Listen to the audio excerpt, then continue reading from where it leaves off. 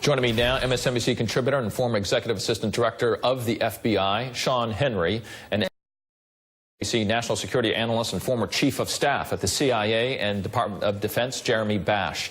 Sean, starting with you on this, we were getting the reports there from Matt, the mayor himself even saying here, we're going to see a lot more presence on the street right now with live pictures. If you look at it right now, it shows that there is a presence. What are they doing right now? They have 12 suspects in hand so far. Well, it's about a show of force. It's about trying to identify and detect any other plotters that might be out there, somebody who's taking advantage as a copycat, or somebody who may actually have been complicit with the attackers from yesterday, or even going back to the Manchester attack a couple weeks ago.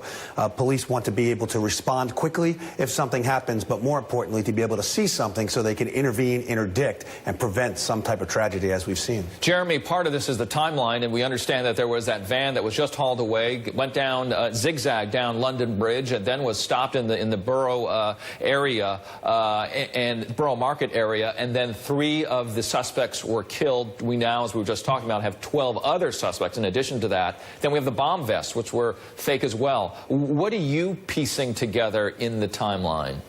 Well, what struck me about this attack, Richard, is that it appears to be the first ramming attack with a vehicle against a Western target that involved a team of individuals.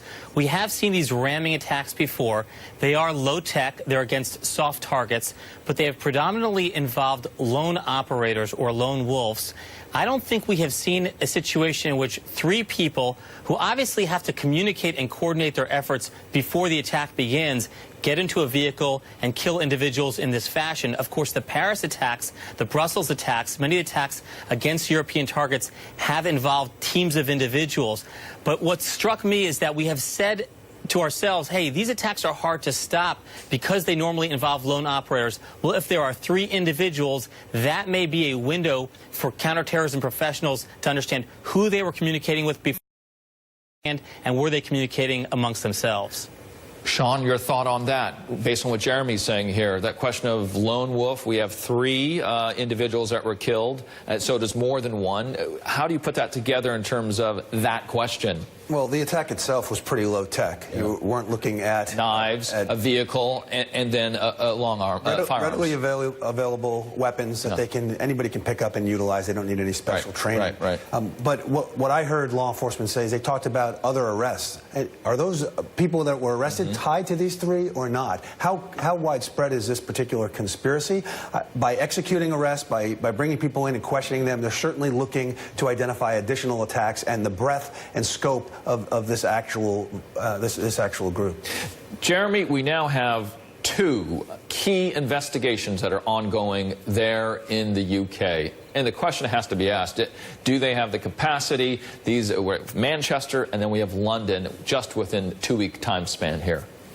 Yeah, no doubt, Richard. This is definitely stressing the counterterrorism professionals in the UK, but they are among the best in the business. If you look at both the MI5, which is the British Secret Service, as well as the Met Police there in London and their other counterterrorism forces, they have the capability, they have the technical capability and the professional training. Whether they will need more manpower and people on certain cases in the coming days and weeks, I think that's fundamentally a resource issue. And when Theresa May says things are going to have to change, I suspect one of the things that the British government will do is increase the size and scope of their counterterrorism forces internally in the country. Sean, you said there are hard targets, there are soft targets, but there are also life targets. That's right. You know, it's easier to protect these hard targets. You've got the ability to put a lot of people, build a perimeter, magnetometers, those sorts of things. Even on the soft targets where you've got people accumulating outside of a venue, like we saw at the Ariana Grande concert, you've got officers with dogs. You might be able to use drones to get some visual. But then we've got everyday life. People walking up and down the street, getting an ice cream cone, just participating.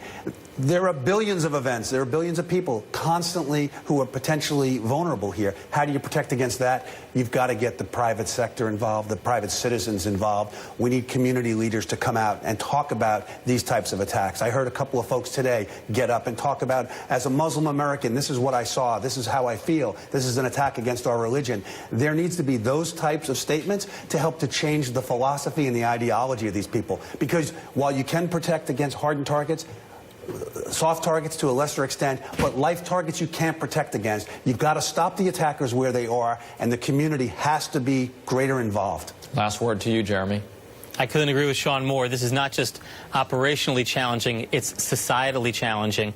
And this does fall in some ways to the leadership of the Muslim community in the UK and around the world to condemn this, but also to design strategies to ensure that young people don't turn to this sorts of violence. This is a major challenge facing all of us. Jeremy Bash, Sean Henry, the best in the business. You're